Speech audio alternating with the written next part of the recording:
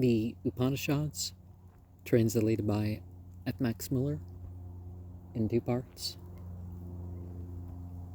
Part 1. Aitareya Aranyaka 3.1.1, first Adhyaya, first Kanda. Next follows the Upanishad of the Samhita. The former half is the earth, the latter half the heaven, their union the air. Thus says Mandukya, their union is the ether. Thus did Makshavya teach it. That air is not considered independent. Therefore I do not agree with his, Manduka's son. Verily, the two are the same. Therefore air is considered independent. Thus says Agastya, for it is the same, whether they say air or ether. So far with reference to entities, mythologically. Now with reference to the body, physiologically. The former half is speech, the latter half is mind. Their union is breath, prana. Thus says Sura Vira Mandukya. But his eldest son said, the former half is mind, the latter half is speech. For we first conceive with the mind indeed, and then we utter with speech. Therefore the former half is indeed mind, the latter half speech, but their union is really breath. Verily, it is the same with both the Father, Mandukya, and the Son. This meditation, as here described, joined with mind, speech, and breath, is like a chariot drawn by two horses, and one horse between them.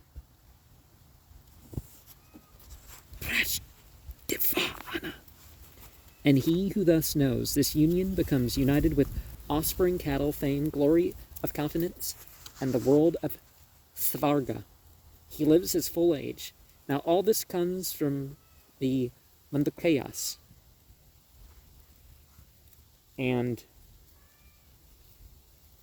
both the father and the same views are admissible according to the commentator. The Kashmir manuscript reads Manasae Lagre, with reference to the mind indeed.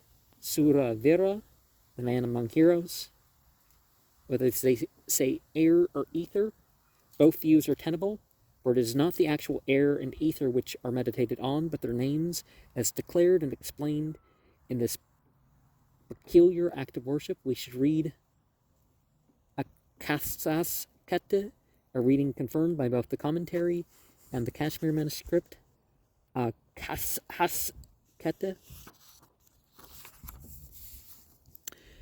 This last portion of the Upanishad, the third Aranyaka, is found, this particular Aitareya Aranyaka Upanishad, is found in the manuscript discovered by Dr. Muller in Kashmir and described by him in the Journal of the Bombay Branch of the Royal Asiatic Society, 1877, page 36.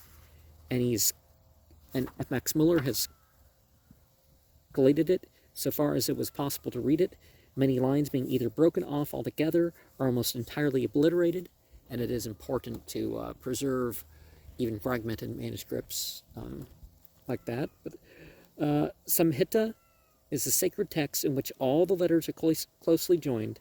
The joining together of the two letters is called their Samhita. The first letter of a joined group, the Purvarupa, the second, the Uttararupa. For instance, in Agnim Ila, the M is Purvarupa, the E Uttararupa,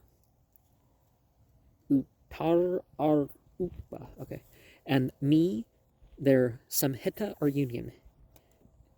As in worshipping the Salagrama stone, again, just like the names, you don't have to worship the stone, you worship with the stone as a tool.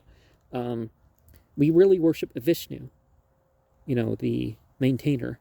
So we ought to perceive the earth and the heaven and the air when we are pronouncing the first and the second letters of a group, and that group itself, Mene, has here been taken as a third-person singular formative passive.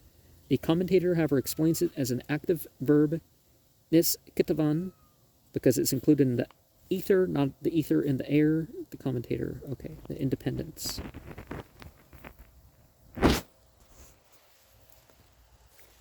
So, yeah, this nama, we're thinking about these things, but we're not thinking about them like necessarily they're gods, but we're thinking about them as things that are, and are because of Brahman, or whatever word we're using for deity.